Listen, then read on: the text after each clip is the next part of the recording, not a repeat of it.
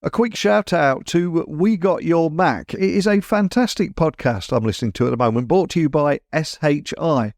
And they explore the world of Mac adoption in the enterprise and discuss the amazing benefits and unique challenges that come with it. So tune into We Got Your Mac wherever you listen to your podcast, or visit wegotyourmac.com. There's a treasure trove of episodes and valuable resources over there. So please don't miss this opportunity to gain insights and make more informed decisions, especially if you're looking to embrace the power of the Mac. Welcome back to the Tech Talks Daily podcast. I'm Neil C. Hughes, your host, and today we have the privilege of speaking with a true tech visionary, because joining me today is Clare Hickie, the Chief Technology Officer for EMEA at a company called Workday, which is known for transforming the landscape. And Clare brings a wealth of knowledge and experience to the table, and today we're going to take a deep dive into the world of artificial intelligence and machine learning. And with Workday serving over 10,000 customers and Clare at the helm of technology, I have a feeling we're in for an enlightening conversation, because our discussion today is timely as it revolves around the newly released Workday report, which sheds light on the state of AI technology adoption here in the UK. And Clare will share insights from the report and also explore what's holding the UK back from realising its ambitions of becoming a global AI superpower, and also take a broader look at what this technology and how it will impact businesses throughout the world. So buckle up and hold on tight as I beam your ears all the way to Ireland, where Clare is waiting to speak with us today. So a massive warm welcome to the show. Can you tell everyone listening a little about who you are and what you do? Absolutely. So first up, it's my absolute pleasure to be here talking to you, and thanks a million for inviting me onto this podcast. So my name is Clare Hickie. I'm CTO for EMEA here at Workday. Now, it's a very brief introduction to Workday. We started in 2005, and we really had a vision to create a brighter Workday for all. And fast forward to today, we serve over 10,000 customers, and over 50% of those are in the Fortune 500. And we're really a leading provider of enterprise cloud applications for finance, HR, and IT. Now, I joined Workday in June 2018, and that, was really fueled by my passion for cloud technology. And at Workday, I help leaders every day, especially from an IT perspective, unlock that full potential of the Workday platform. And in terms of my own journey as an IT professional, I actually began in the .com era and seamlessly transitioned through the waves of digital transformation up to where we are in the present day. And of course, that's my AI in particular. And before becoming part of the Workday family, I actually worked for large blue chip organizations. As you were talking, I was just thinking that the average workday in 2018 compared to now is so different. I mean, working from home was for the privileged few rather than the many. Nobody knew what Zoom was. And fast forward 5 years, we've had a global pandemic. Artificial intelligence is now dominating the workforce. There's loads of debates around hybrid working, working from home, etc. And one of the things that put you on my radar was a recent report from Workday, which revealed that there's a strong belief amongst business leaders that AI and machine learning will significantly impact the global business landscape. So can you elaborate on some of the key ways that you foresee this impact materializing over the next 3 years or more? Yeah, I'd love to. And, in fact, it's that recent report. It showed that 71% of business leaders globally believe that AI and ML will really significantly impact the global business landscape and their organization's core functions. So in the UK, that actually rises to 73%. So over the next 3 years, I foresee the impact of AI and ML on businesses is going to be profound in many areas. In particularly, examples of that is in the core business around finance, HR, and IT themselves. And just to break that down, a little bit further from a finance perspective, it really is all about eliminating inefficiencies, saving time by intelligently automating those repetitive tasks, and optimizing business performance and decisions by using insights provided. And just to give an example, your finance team spend an inordinate amount of time gathering information, reconciling transactions throughout the month, and of course at quarter close. So Workday AI's capabilities, it helps them to quickly identify financial patterns, trends, and anomalies. And what that does, it's enabling teams to complete their financial close process more quickly and efficiently.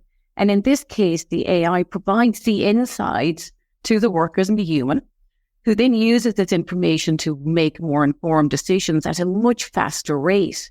And then if you look at this from a HR perspective, AI, it really is going to have an impact in a number of ways, and it's going to increase the efficiencies of workers and free up time to focus on more strategic work. It is also going to mitigate disruption so workers can focus on what matters most to their business. And for HR themselves, but it's about being able to act on those critical insights provided by AI capabilities. So making better and more informed decisions also within HR. And all of this will really help revolutionize the workforce by transforming those real talented experiences. And in particular, I really want to show an example here, and it's the Workday Skills Cloud. What it does is it leverages AI capabilities to identify and promote those growth opportunities to upskill workers and retain top talent, which this is really critical for organizations, especially where there is a global skills shortage.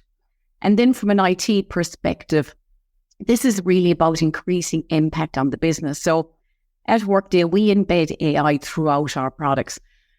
But our approach does not require IT to procure or manage a separate AI stack or data integrations. And we provide those simplified and accurate data integration to train our models. And what that does is it's freeing up IT resources to focus on other key business transformation initiatives.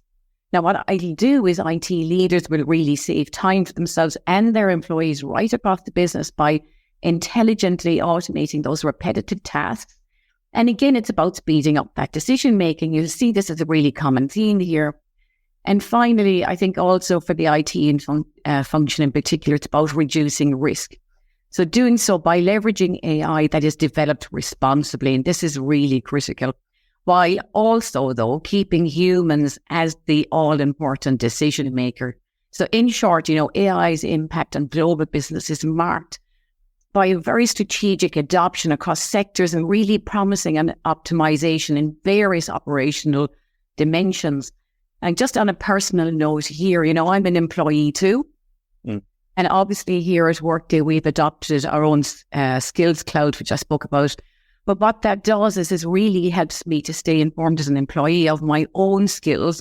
And it'll help me identify my gaps and also make suggested skills. So ultimately, I can get those recommendations around my own development and learning to inform my own career decision. And this becomes really imperative for organizations today. And as we record the podcast today, ChatGPT just celebrated its first anniversary. And if we look back and reflect on this year, we began 2023 almost being blindsided by generative AI to opening up widespread adoption in a matter of months. But despite a high investment in artificial intelligence and machine learning, the report that you've released here suggests that UK organisations are still not fully prepared for their adoption. So what do you think are the main barriers here to preparedness, and how are they going to be addressed next year? Yeah, well, I think there are some barriers, and I'm going to address those with you. But one of the key considerations, when adopting AI, is data. And we're asked a lot about this. But it's about the quality of the data. And that often also becomes one of the biggest barriers faced by organizations. So organizations really need that data that's being used to train the models, and it needs to be clean, coherent, it needs to be accessible, and it needs to be transparent. And it's really interesting because I know that you've referenced this report, but in the recent C-suite indicator survey, 46% of UK CEOs see a lack of transparency and accountability as one of the greatest risks of AI. So then, the next question is, how do you make sure that that data is of high quality?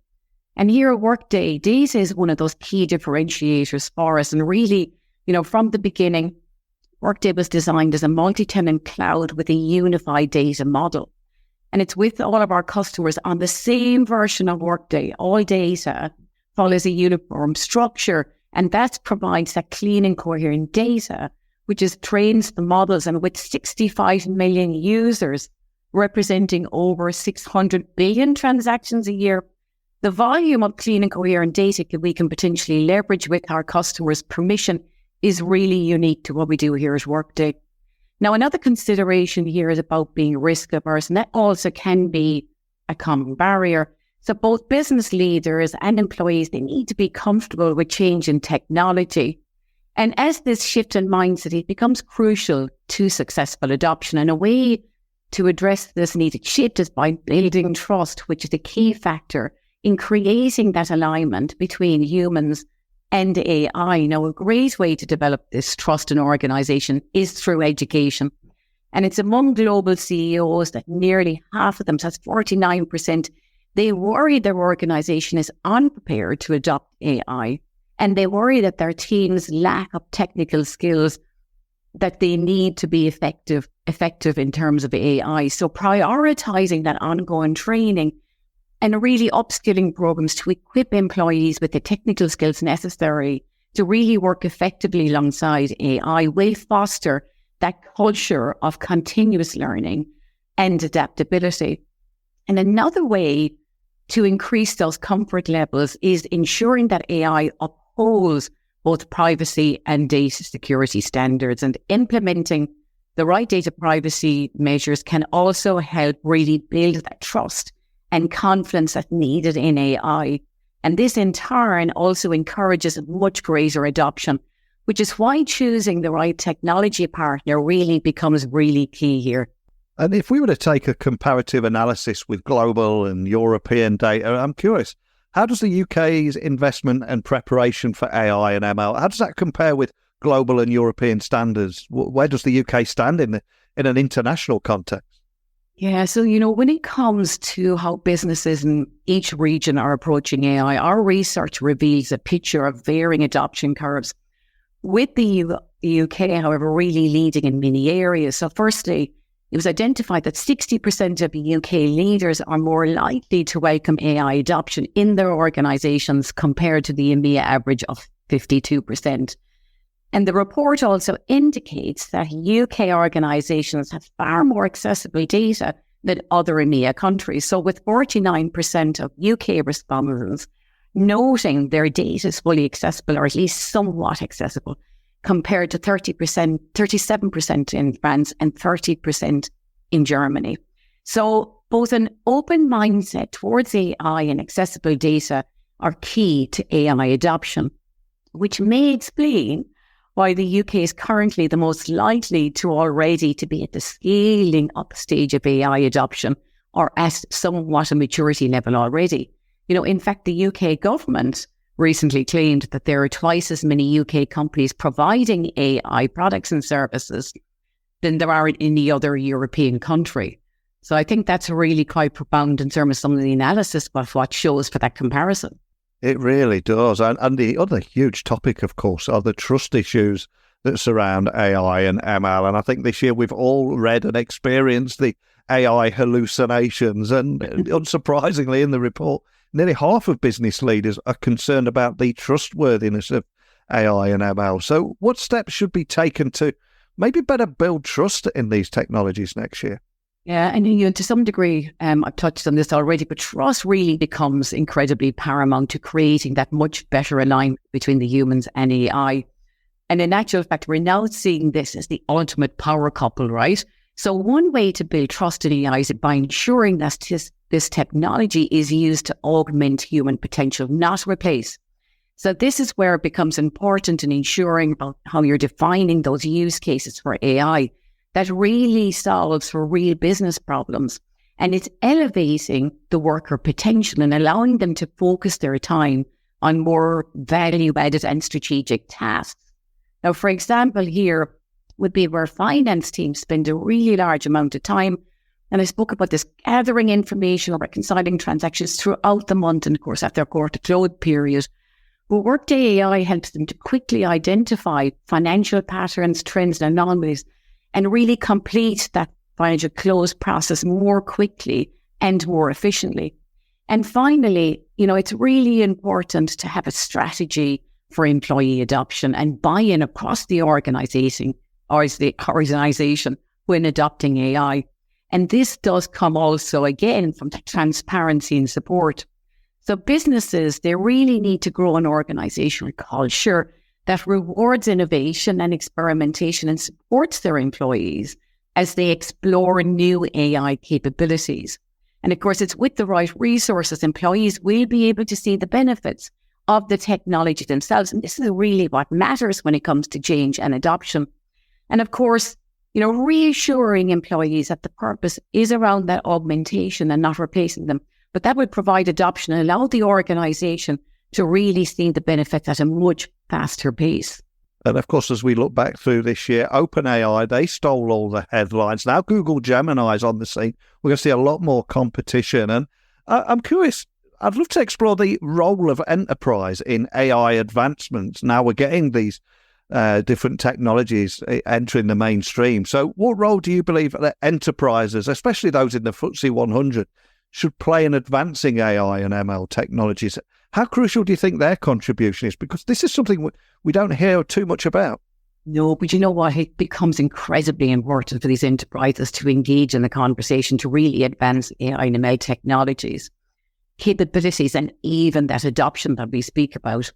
So we've done this really by recognizing the important role of smart AI policy and how that plays in building trust in and helping enabling innovation. From a Workday perspective, we're taking a leading role in AI-focused policy discussions at a federal level, as well as with state and local governments in the US, and partnering with the European Union and other governments around the world, providing that thoughtful and those concrete approaches. So companies have a responsibility to ensure that they're putting up the guardrails internally while we wait to see those regulations really starting to come into play. And at Workday, we're leveraging our own responsible AI governance program, so ensuring our solutions are developed in accordance with our AI ethical principles. All development of new AI technologies, including those that leverage generative AI, goes through our responsible AI risk evaluation process and adheres to the relevant set of responsible guidelines.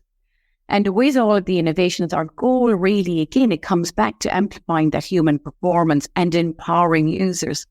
So as I mentioned earlier, we do transparently build our use cases, which builds trust in our technology and makes the benefits clearer. So, organizations and enterprise have a huge opportunity to have a say and get involved. And this becomes really important, as I said, as these regulations really start to play out. And the speed of technological change this year has been moving at a breakneck pace, but many argue that it will never actually move this slow again. So finally, as we look ahead, any predictions for the evolution of AI and ML in the UK over the next decade, and what impact do you anticipate across that broader business landscape? I do love this question. And you kind of alluded this to yourself, but I think it's difficult to predict what will happen in any one decade. Yes. Certainly don't think that, 12 months ago, and you outlined that milestone that was set then, could we really have predicted generative AI becoming literally a household name? Yeah. I even know my mother knows what generative AI is. At least she likes to think she does at this point. But we really are in the midst of a technology revolution, and AI will continue. It's like we keep on saying this is about augmenting our human potential by making us, more productive, efficient, effective. And, this is about being better versions of ourselves. And I think that over the next few years, we're going to see a stark comparison in organizations that are leaning into this innovation and really enabling it and adopting it versus those that may not do it so quickly.